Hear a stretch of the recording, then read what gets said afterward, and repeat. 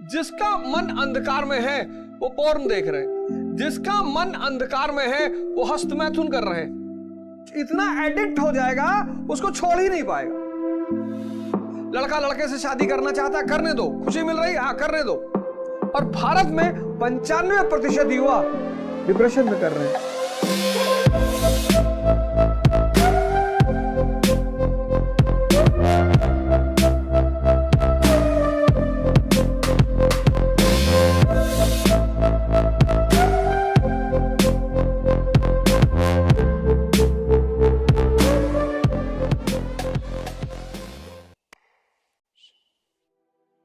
मानव इंद्रियों पे जी रहा है, सेंसेस पे, और जो भी सेंसेस पे जी रहे हैं वो दुखी है।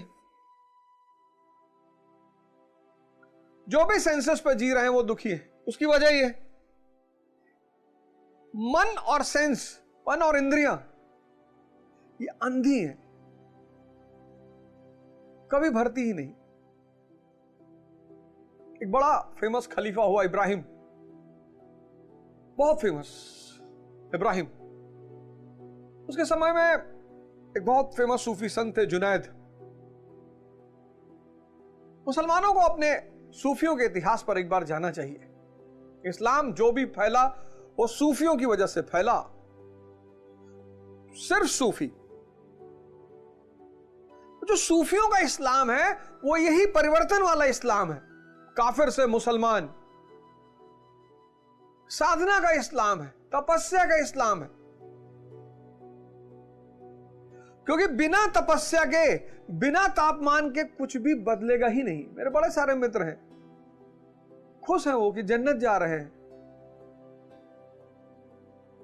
मैं भी खुश हूं कि अच्छी बात है यार, जा रहे हो तो इससे अच्छी बात क्या हो सकती। तो जल्दी चले आओ, जब जन्नत में इतनी सारी सुविधाएं हैं तो यहां क्या कर रहे हो। तो आपको पता है कि आपका फाइनल घर फला जगह है, वहां सारी सुविधाएं, जाओ। ऐसे कोई नहीं पहुंचता जन्नत, बहुत तपस्या करनी पड़ती, साधना करनी पड़ती है उसकी।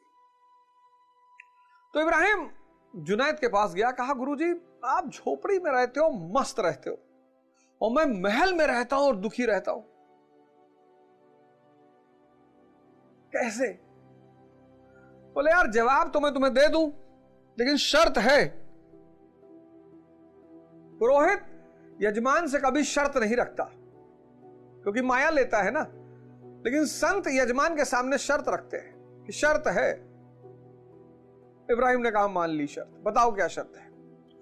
बोले कल सुबह आ जाना, एक जगह चलेंगे, लेकिन जो भी मैं तुमसे करने के लिए कहूंगा करते रहना, क्रॉस क्वेश्चन मत करना। इब्राहिम ने कहा जी नहीं करूंगा।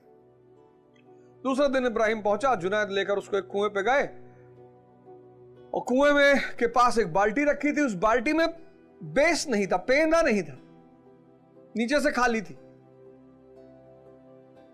और एक बाल्टी कुएं पे लटकी हुई थी रस्सी के साथ। तो जुनैद ने कहा ये दूसरी वाली बाल्टी भरो। अब इब्राहिम चूंकि वादा कर चुका था क्रॉस क्वेश्चन नहीं करेगा, उसने कहा अच्छा, और गुरुजी कह रहे हैं तो कुछ मतलब ही होगा। तो उसने उठा के बाल्टी भर के उस बिना पेंदे की बाल्टी में डालना शुरू किया, और जैसे पानी डाले सब बह जाए, जैसे पानी डाले सब बह जाए। ऐसे करीब आधा घंटा चला, और तब इब्राहिम ने कहा, कहानी को ध्यान से सुनिएगा, यह हमारी आपकी कहानी है। हम आप भी इस बिना पेंदे की बाल्टी यानी मन को भरने की कोशिश कर रहे हैं। आधे घंटे बाद इब्राहिम ने कहा कि सरकार ये बाल्टी तो कभी भरेगी ही नहीं। अरे बोले जाहिल, यही बात तुम्हें सिखाना चाहता हूं कि ये जो मन और इंद्रियों रूपी बाल्टी भरना चाहते हो ये कभी नहीं भरेगी। इसीलिए जो भी आदमी इंद्रियों पे जी रहा है, धन चाहे जितना रखे हो, धन चाहे जितना रखे हो, परेशान जरूर है, क्योंकि वो बिना पेंदे वाली बाल्टी को भरने का प्रयास कर रहा है। दूसरी तरफ चैतन्य, कॉन्शियस, इसका स्वरूप है सत्य, सत्य नहीं सत, सत चित आनंद। तो यहां आप कबीर को देखोगे मस्त, लेकिन यहां आप राकेश झुंझुनवाला जी को देखोगे परेशान, बीमार, तो बेचारे रहे नहीं, कई सारी बीमारियों से ग्रसित, 40,000 करोड़ के मालिक, आकाशा एयरलाइंस चलाया मरने से पहले। क्या क्या बात है, परम आनंद। इस परिवर्तन, इस यात्रा का सूत्र सारे धर्मों ने दिया है। बाइबल ने दिया, कुरान ने दिया, वेद ने दिया, गीता ने दिया, आदि ग्रंथ ने दिया।